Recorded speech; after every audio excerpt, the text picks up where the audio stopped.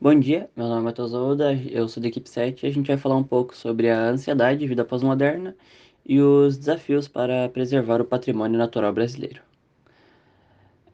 Nossa equipe é composta por Adrian, Giovana, João, Júlio e Maiara. Começando por ansiedade e vida pós-moderna. Pós-modernidade é um conceito que representa as mudanças sociais, culturais, artísticas, filosóficas, científicas e estéticas que surgiram após o fim da Segunda Guerra Mundial. A pós-modernidade, ela tem o predomínio do instantâneo, da perda de fronteiras, gerando a ideia de que o mundo está cada vez menor através do avanço da tecnologia. Porém, apesar da tecnologia ter se tornado indispensável para nós, ficar muito tempo conectado pode causar problemas para a saúde mental. Entre esses problemas está a ansiedade. Conforme dados da ONU, 33% da população global sofre com ansiedade. E atualmente o mundo tem sido definido como a era da ansiedade. A terminologia síndrome do pânico pode ser nova, no entanto, a doença não. Então vamos falar um pouco sobre o livro Quando o Corpo Grita, Síndrome do Pânico, de Hilton Mombach. Depois de passar por um episódio terrível, o jornalista Hilton Mombach socorre a diversos especialistas da área da saúde a fim de descobrir e entender o que aconteceu com si mesmo. Mas nenhum médico obteve uma resposta. Ao comentar do ocorrido com sua esposa, Judith Vergara, soube que poderia estar sofrendo de síndrome do pânico, e ao conversar com um psiquiatra sobre o episódio, sua hipótese foi confirmada. Desde então, o jornalista lida com sua doença e cria um processo de convivência com a mesma. O livro traz o relato da descoberta dessa doença e como é possível realizar o tratamento e as formas de prevenir a crise. Outro livro também que comenta sobre ansiedade é o livro Meus Tempos de Ansiedade, de Scott Stossel. Este livro fala sobre um episódio de ansiedade durante seu casamento. Scott tremia de nervosismo e escorria suor durante a cerimônia. Diversas vezes pensou em morrer ou qualquer outro pensamento negativo durante o episódio, podendo levemente assimilar a um medo catastrófico, que é o medo de algo dar errado, e o medo da incerteza, que poderia estar nervoso por não saber se era isso que ele realmente queria para sua vida. Scott então investiga mais a fundo sobre essa tal doença chamada ansiedade, que se não era algo comum há 35 anos atrás, hoje em dia é o distúrbio mental mais comum que existe. Costuma ser 30% da população em diversos países. Além de tratar cientificamente da doença, Scott comenta da ansiedade filosoficamente e revela diversas formas de tratar a ansiedade e seus efeitos incapacitantes. Bom dia! Hoje vou falar sobre as músicas que remetem à ansiedade. O nome da primeira música é Anxiety e fala sobre o sentimento trazido pela ansiedade, a preocupação de tentar ser alguém sociável, o nervosismo após fazer um plano e já esperar pelo pior, o pensamento que as outras pessoas têm, dizendo que é só tomar um remédio, como se fosse algo tão simples assim. As pessoas que dizem não sabem como é. Ninguém entende o motivo de não conseguir dormir a noite toda. Cerca de 30% dos seres humanos estão destinados a serem debilitados pela ansiedade e suas crises de ansiedade. E é isso que o episódio 3 de Explicando a Mente aborda. Durante seus 22 minutos comentando sobre ansiedade, os participantes exemplificam diversos dos sintomas de uma crise de ansiedade. Também comenta sobre as sensações e o que acontece no nosso corpo enquanto estamos passando pela ansiedade. Existem diferentes tipos de transtorno de ansiedade e medos, como o medo da incerteza, a fobia social, medo de algo muito ruim acontecer ou o medo de locais públicos. A ansiedade é algo que pode vir de diversos motivos, como a genética. Se seus pais tiverem ansiedade, é muito provável que você também tenha. Geralmente, a mulher é a que representa o maior número de pessoas com ansiedade. Explicando a Mente é uma série muito boa e que pode trazer informações e conhecimentos úteis para a sociedade, como a abordagem da ansiedade, que é um episódio muito comum no nosso cotidiano. Your brain is an association machine. It connects things together. Why are memories so unreliable? About 50% of the details of that memory change in a year, even though most people are convinced they're 100% right. For thousands of years, humans have seen dreams as some kind of window into our deeper selves. The brain in REM sleep looks uniquely different from any other time. We keep inventing new reasons to be anxious. Anxiety is the most common mental illness. Why do so many of us feel this way? And what can we do about it? Noticing your mind is lost, it's a moment of awakening. How can a brief encounter with a psychedelic drug have such dramatic and varied effects? And what does that tell us about the mind? Mind.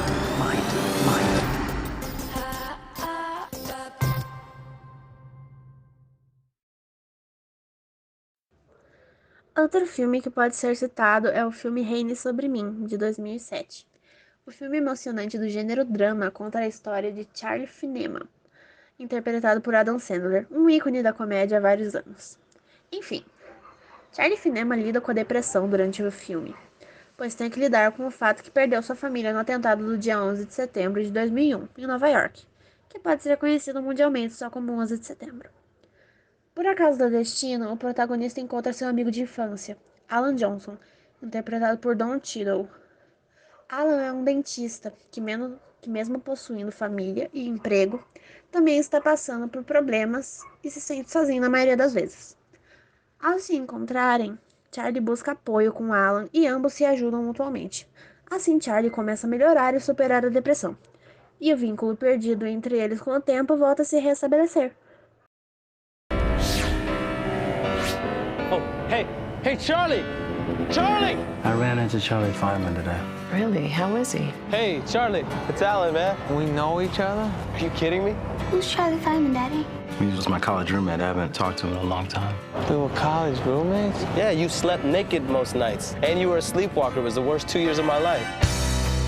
He lost his whole family in a plane crash.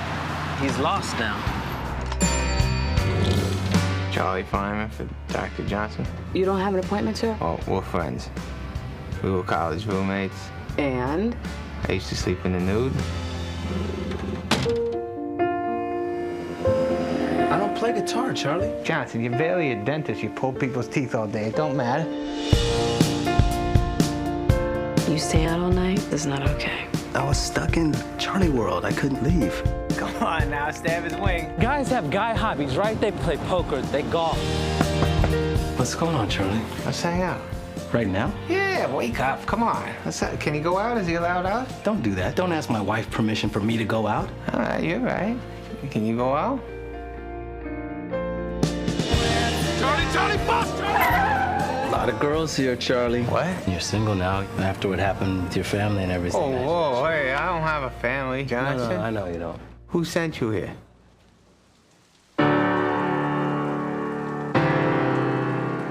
He likes you, Alan. You know why? Because you know nothing about his family. So he figures you won't ask any questions. I have these things that I don't like to think about. I can't do this. I gotta put these back on. Only love can make it rain. I don't know how I got to the place where I'm not letting you in. I don't want to be that guy, baby. Alan, just come home. I love you.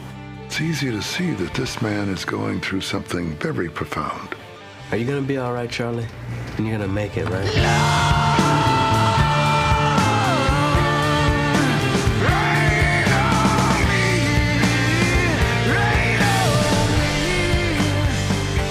You're a good husband, Alan.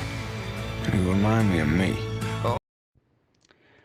Agora eu vou falar um pouco sobre as referências a esse tema. Começando pela obra de Edvard Munch, O Grito. Sua tela é densa e aborda temas difíceis, como, por exemplo, a ansiedade.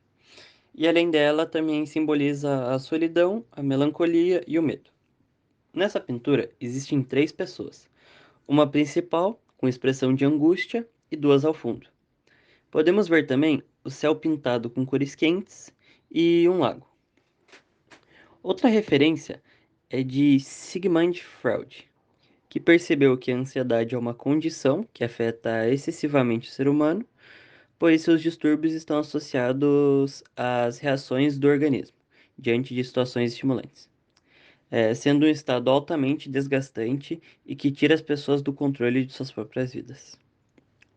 Além disso, ele também dividiu a ansiedade em 3 categorias, sendo elas a realista, a moral e a neurótica. A ansiedade realista se refere ao medo de algo existente no mundo exterior. Já a ansiedade moral se refere ao medo de ser punido pelo sentimento de culpa, e a ansiedade neurótica se refere ao medo de algo que pode ou não existir. Na pós-modernidade, podemos citar também alguns dos movimentos artísticos criados. Entre eles, o movimento pop art, que foi criado em 1960 e utilizava cores quentes e cores frias. Também tinha como característica sua arte criada para as massas populares. O minimalismo também se caracterizou pelo uso mínimo dos espaços e pela diminuição dos materiais, tanto de cores quanto de formas. E o expressionismo abstrato, também desse período que nasceu da união do expressionismo e da arte abstrata.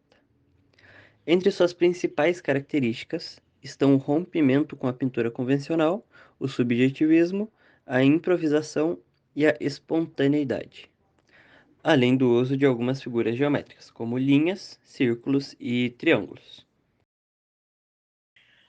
A canção do Roberto Carlos fala sobre a queimada na Amazônia. Uma letra bastante marcada é: como dormir e sonhar quando há fumaça no ar, arde nos olhos de quem pode ver, terríveis sinais de alerta desperta para a selva viver, Amazônia, a insônia do mundo. Na segunda notícia, diz que o Ministério da Saúde conduziu uma pesquisa para avaliar a saúde mental dos brasileiros. Cerca de 17 mil pessoas em todo o Brasil participaram do estudo. O mais impressionante é que 86,5% dos entrevistados estavam enquadrados em algum tipo de ansiedade patológica. E na terceira notícia, a ansiedade aumenta entre os jovens durante essa pandemia. Uma pesquisa feita pela Universidade Federal do Rio Grande do Sul, UFRGS, nos meses de maio, junho e julho deste ano, revela que 80% da população brasileira tornou-se mais ansiosa na pandemia do novo coronavírus. A pesquisa, que ouviu com 1.996 pessoas maiores de 18 anos de idade, foi divulgada nas redes sociais. A principal conclusão da pesquisa foi que, nesse período de pandemia, as pessoas desenvolveram ou aumentaram, quem já tinha, sintomas de estresse, ansiedade ou até mesmo depressão. O patrimônio natural é definido e compreendido como as áreas de importância preservacionista, histórica, beleza cênica ou áreas que transmitem à população a importância do ambiente natural. Ou seja, os patrimônios naturais de uma nação são legados de objetos naturais e atributos intangíveis, que engloba a fauna, a flora, a geologia, paisagem, recursos e reservas minerais, além das diversas formas de relevo. Sendo assim, fazem parte do patrimônio natural formações geológicas e regiões que constituem habitats de espécies da fauna e flora ameaçadas de extinção. O patrimônio cultural é algo passado para nós das gerações passadas como forma de herança, mantidos no presente, concedido às próximas gerações. Nos faz lembrar de quem somos, de onde viemos, o que fazemos e o que seremos. É a Unesco que tomba os patrimônios naturais considerados essenciais para a humanidade. O Brasil ele possui 7 áreas de patrimônios naturais, sendo eles o Parque Nacional do Iguaçu, tombado desde 1986, localizado no Paraná, e o parque ele faz divisa com o território da Argentina. Temos também o arquipélago de Fernando de Noronha, que está localizado no Pernambuco, tombado em 2001, e lá contém grandes números de golfinhos e tartarugas, e cerca de 150 mil aves. Temos também no Brasil a região central da Floresta Amazônica, tombada desde 2000, possuindo uma área total de 6 milhões de hectares. É uma das áreas mais ricas em biodiversidade do planeta. O Pantanal também é um patrimônio natural. Tombado desde o ano 2000, é um dos maiores ecossistemas de água doce do mundo, e o IP roxo é a sua marca registrada. Temos também o Complexo das Áreas Protegidas do Cerrado, que abrange 2 parques nacionais, a Chapada dos Veadeiros e o Parque das Emas. Temos também as reservas da Mata Atlântica do Sul e do Sudeste, tombadas desde 1999. A região possui montanhas densas, rios, cachoeiras, ilhas e mais de 300 cavernas, com destaque para a Casa de Pedra, que tem cerca de 215 metros de altura. E por último, temos a Costa do Descobrimento, que são as reservas da Mata Atlântica localizadas na Bahia e Espírito Santo. Ela abrange 3 parques nacionais, o Parque do Descobrimento, o Monte Pascoal e o Parque do Pau-Brasil. além de várias reservas biológicas, sendo tombada desde 1999. Além da responsabilidade pela conservação de todos esses patrimônios naturais, estão também os desafios da sua sustentabilidade, da dinâmica dos processos culturais, os valores a se considerar no reconhecimento do patrimônio. Acredito que outro problema seja a grande extensão de grande parte desses patrimônios, já que não temos a capacidade de fiscalizar todas as áreas e o que é feito dentro delas. Agora eu vou falar um pouco sobre os livros. O primeiro livro é o Patrimônio Natural Privado no Brasil. Ele fala sobre questões pertinentes aos proprietários de terras que não respeitam as imposições do Código Florestal e aos proprietários que, além de respeitarem o código, ainda transformam boa parte ou mesmo toda a sua propriedade em reserva natural. O segundo livro se chama Conservação da Biodiversidade em Paisagens Antropizadas do Brasil. Ele apresenta o trabalho de um grupo de pesquisadores que se reuniram em novembro de 2007 em Belém do Pará, para examinar e quantificar os impactos das populações humanas sobre a biodiversidade das regiões florestais no Brasil. O livro apresenta vários estudos realizados em áreas fragmentadas e paisagens altamente degradadas, além da discussão sobre os desafios e oportunidades para a conservação da biodiversidade em áreas protegidas, florestas manejadas pelo corte seletivo, florestas secundárias, entre outras diversas. A canção do Roberto Carlos fala sobre a queimada na Amazônia. Uma letra bastante marcada é: como dormir e sonhar quando há fumaça no ar, arde nos olhos de quem pode ver, terríveis sinais de alerta desperta para a selva viver, Amazônia, a insônia do mundo. Canção para a Amazônia. O projeto é do Greenpeace com apoio de lideranças indígenas e reúne 30 artistas em prol da preservação da floresta. Oi, meu nome é Adrian e eu vou falar sobre as produções cinematográficas sobre os patrimônios naturais brasileiros.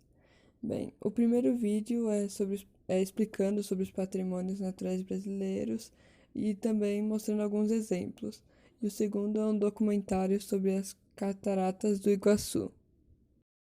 Alguma vez na vida, você já deve ter escutado o termo patrimônio natural. Afinal, o que é um patrimônio natural? O patrimônio natural é definido e compreendido como as áreas de importância preservacionista, histórica, beleza cênica ou áreas que transmitem à população a importância do ambiente natural. Ou seja, os patrimônios naturais de uma nação são o legado de objetos naturais e atributos intangíveis que engloba a fauna, a flora, a geologia, as paisagens, os recursos e reservas minerais, além das diversas formas de relevo. Sendo assim, fazem parte do patrimônio natural formações geológicas e regiões que constituem habitat de espécies da fauna e flora ameaçados de extinção. O patrimônio natural nos remete à importância de lembrar quem somos, o que fazemos, de onde viemos e o que seremos. A nível mundial, da mesma forma que os patrimônios culturais, é a Unesco que cataloga e tomba os patrimônios naturais considerados essenciais para a humanidade. No quesito patrimônio natural, o Brasil possui 7 áreas de patrimônios naturais consideradas de importância mundial. São eles: o Parque Nacional do Iguaçu, tombado pela Unesco desde o ano de 1986. Localizado no Paraná, o parque faz divisa com o território da Argentina. No Brasil temos também o arquipélago de Fernando de Noronha, localizado no Pernambuco. Tombado em 2001 pela Unesco, o local é reduto de um grande número de golfinhos e tartarugas. Cerca de 150 mil aves vivem no arquipélago. Temos também no Brasil a região central da floresta amazônica, tombada pela Unesco desde o ano 2000, possui uma área total de 6 milhões de hectares. É uma das áreas mais ricas em biodiversidade do planeta. Ali vivem espécies de animais raros e próximas da extinção, como eles o peixe-boi amazônico, o jacaré-açu e o botu. Temos também no Brasil como patrimônio natural o Pantanal, tombado desde o ano de 2000. O Pantanal é um dos maiores ecossistemas de água doce do mundo. Sua fauna possui uma gama enorme de animais. Os ipês roxos são a marca registrada do Pantanal brasileiro. O Pantanal está localizado nos estados de Mato Grosso e Mato Grosso do Sul, além de fazer fronteira com os países da Bolívia e do Paraguai. Temos também o Complexo das Áreas Protegidas do Cerrado. Essas áreas do Complexo do Cerrado abrangem 2 parques nacionais, que são o da Chapada dos Veadeiros e o Parque das Emas. Ambos os parques são tombados desde o ano de 2001. Possui uma rica e antiga variedade de ecossistemas tropicais e além dos paredões de pedras e várias cachoeiras, além de animais ameaçados de extinção viverem na região. Temos também como patrimônio natural no Brasil as reservas da Mata Atlântica do Sul e do Sudeste, tombadas desde 1999. A região possui montanhas densas, rios, cachoeiras, ilhas e mais de 300 cavernas, com destaque para a Casa da Pedra, com seus aproximadamente 215 metros de altura. Por último, temos a Costa do Descobrimento, as reservas da Mata Atlântica na Bahia e no Espírito Santo. Essa área abrange 3 parques nacionais, o Parque do Descobrimento, o Monte Pascoal e o Parque do Pau-Brasil, além de várias reservas biológicas abrangerem também a área. Essas regiões já são tombadas pela Unesco desde 1999. A variedade de riquezas naturais atrai cientistas, estudiosos e aventureiros para essa região. Álvaro Nunes Cabeça de Vaca, em 1541. Quando ele chegou na catarata, viu o salto, ele era espanhol. Ele olhou aquele salto e disse: Santa Maria, Madre de Deus, quanta água.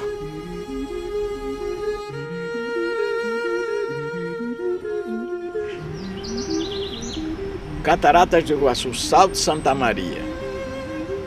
Eu conheci isso aqui por salto. Isso aqui era propriedade particular de um me ajuda ele, né? Eu era um uruguaio que era o dono disso aqui.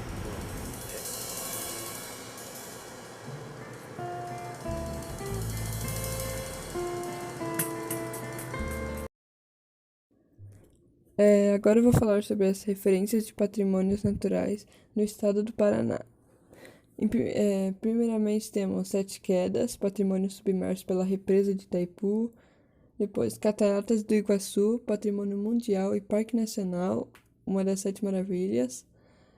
Vila Velha, bem tombado pelo estado do Paraná e parque estadual.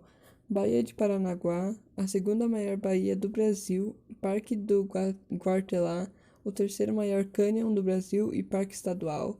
Mata de Araucária, árvore símbolo do Paraná e parque nacional. E por último, Mata Atlântica, patrimônio mundial com grande área preservada no Paraná. Essa notícia fala sobre um flagrante feito pela Polícia Federal e o Instituto Chico Mendes da Biodiversidade no dia 21 de agosto de 2019. A área atingida ficava em uma fazenda em Matelândia e, de acordo com as investigações, a dona da propriedade já tinha sido autuada outras 7 vezes. O dia do flagrante era uma quarta-feira e as equipes encontraram 10 hectares de Mata Atlântica desmatada, o que equivale a 9 campos de futebol do tamanho oficial padrão FIFA. Durante essa operação, foi apreendido um caminhão, um trator, uma motosserra e algumas toras de madeira. E de acordo com a polícia, quem comete esse tipo de crime ambiental está sujeito a até 3 anos de prisão. Já essa notícia é bem recente, postada no dia 22 de novembro de 2021, dizendo que o Instituto Nacional de Pesquisas Espaciais, o INPE, divulgou na última semana a taxa de desmatamento registrada na Amazônia entre 1º de agosto de 2020 e 31 de julho de 2021. Eram números que chamavam bastante atenção. 13.235 km² de floresta desapareceram. A última vez em que o bioma tinha sido tão afetado foi em 2006, quando as medições apontaram 14.286 km² de área desmatada. Os dados foram obtidos pelo Projeto de Monitoramento do Desmatamento na Amazônia, que gera relatórios anuais sobre as taxas de desmatamento da Amazônia brasileira. E é possível notar também um aumento de 22% nas taxas de comparação ao período anterior, de agosto de 2019 até julho de 2020, em que foram perdidos 10.851 km² de floresta. A Amazônia Legal compreende 9 estados brasileiros, sendo Acre, Amazonas, Amapá, Maranhão, Mato Grosso, Pará, Rondônia, Roraima e Tocantins. O mais afetado deles é o Pará, que só nesse último período teve 5.257 km² de área desmatada. No entanto, A sua variação percentual foi de 7,31%, a menor quando comparada aos outros estados. Durante uma conferência das Nações Unidas sobre as Mudanças Climáticas de 2021, em Glasgow, o Brasil assinou um acordo se comprometendo a acabar com o desmatamento até 2030. Mas os números mostram que estamos em um caminho contrário. Desde 2019, a Amazônia perdeu cerca de 10 mil quilômetros quadrados de floresta.